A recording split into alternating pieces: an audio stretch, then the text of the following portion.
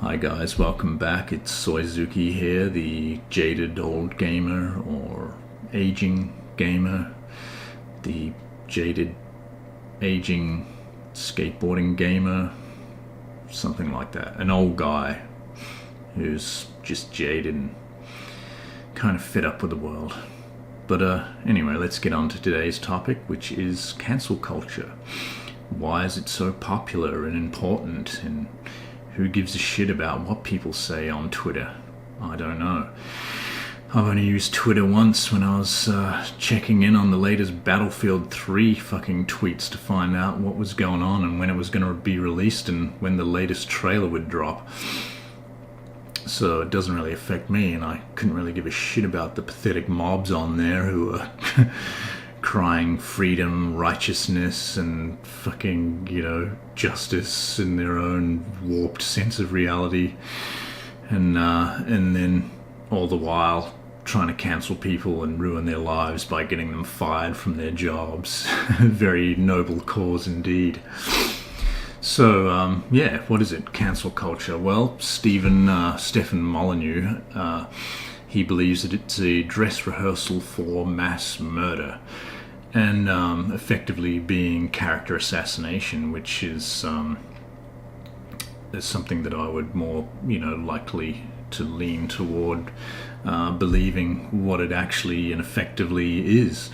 I mean, you've got these apparent relentless mobs on Twitter trying to cancel people, get them fired from their jobs because they have a different perspective and point of view from them, and that they should no longer be allowed to speak or have an opinion on things, which is completely and utterly fucking bizarre if you ask me. And this world is as we all know, as of late, it's in an extremely bizarre and nonsensical fucking point of existence, really. History will look back and probably wince at the time of 2020, 2021, where, ludicrousness just got away with humanity, I suppose. It's...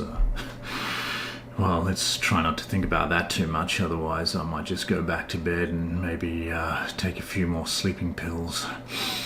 But anyway, cancel culture. Bizarre phenomenon indeed.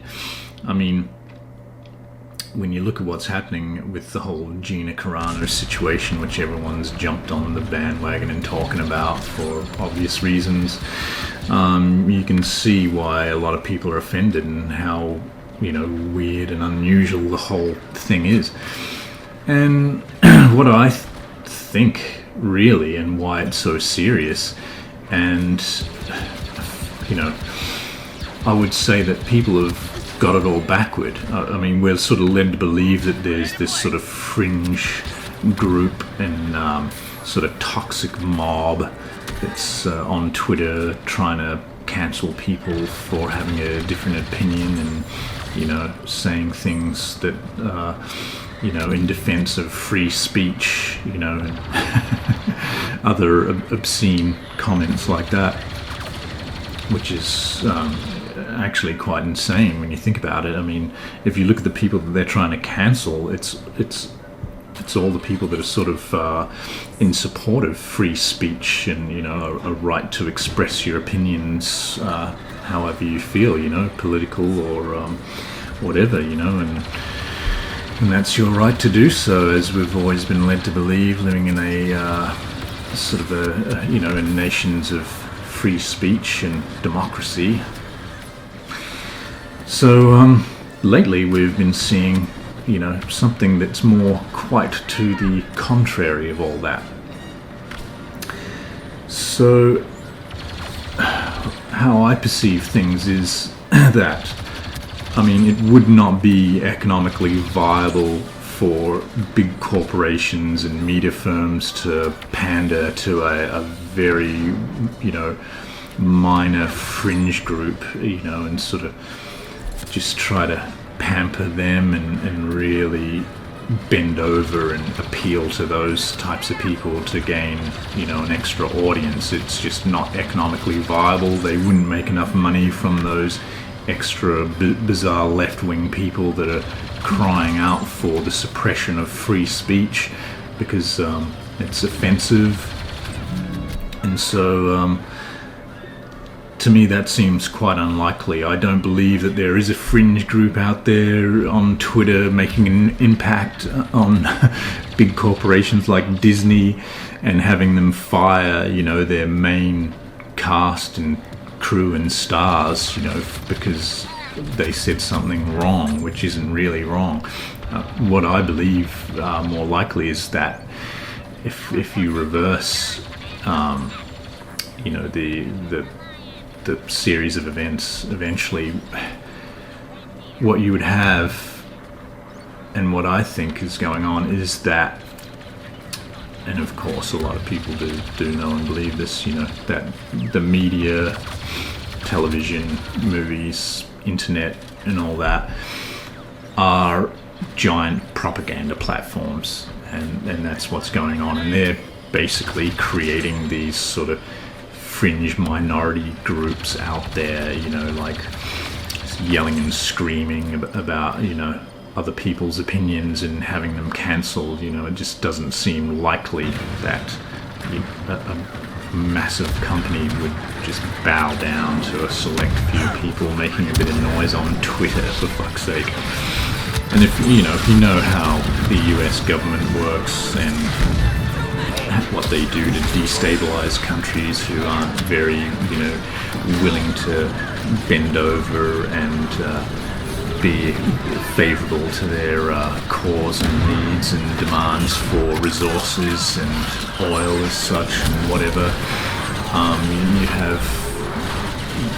have economic hitmen going in and trying to destabilize the country. At first they'll try to persuade the politicians or the leaders in charge, and if that doesn't work, then they'll send in actual assassins to try to take them out covertly, and then if that fails, then they send in the military. So I think what we have here is basically that sort of same form of destabilization being performed on our own population. So what's going on? Obviously, the television, all media, fucking social media, it's a huge propaganda platform just to spread out this idea and social sort of manipulation, transformation of a culture, really, and that's all it's happening. What people see it happening one way, but really it's happening in reverse. They have an agenda, they have a plan, they set up these little groups. It's we've seen it in foreign countries, Afghanistan, Iraq and stuff like that. US and British soldiers going in and causing mayhem on the streets dressed up as jihadists and Al-Qaeda and stuff like that, and leading the public to believe that these people are the baddies. And this is exactly what I believe is happening on social media and what cancel culture is. It's trickled down from the top rather than a few people crying like babies and getting people fired from their jobs. That just wouldn't happen. It's unrealistic, and it's quite a silly notion if you look into it a little more deeply and let logic dictate, as we really should always do. So, which really it leads us to basically what sort of kicked this whole thing off, and the Gina Carano being the most popular person and victim of cancel culture.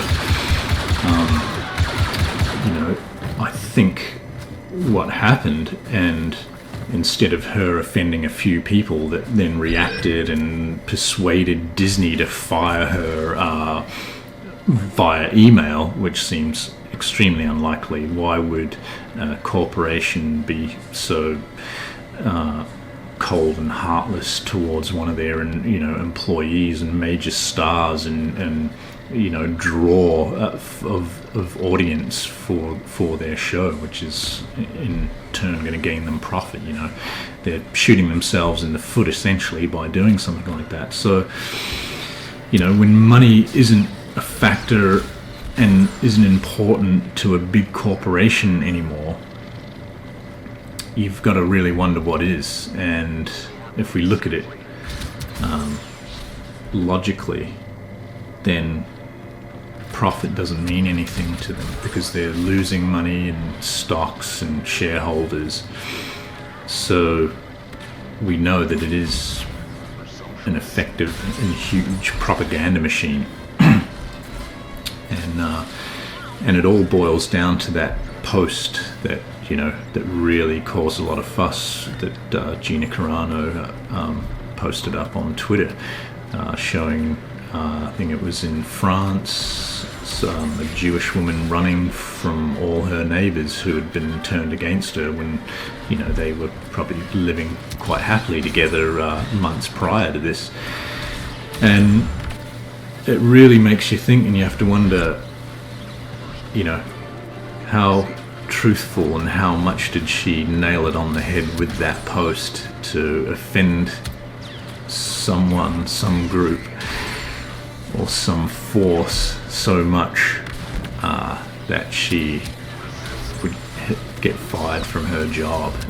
That's a big thing. Instead of sort of being disciplined, there was no 3 strikes there or written warning or anything. It was just straight out cancellation and termination.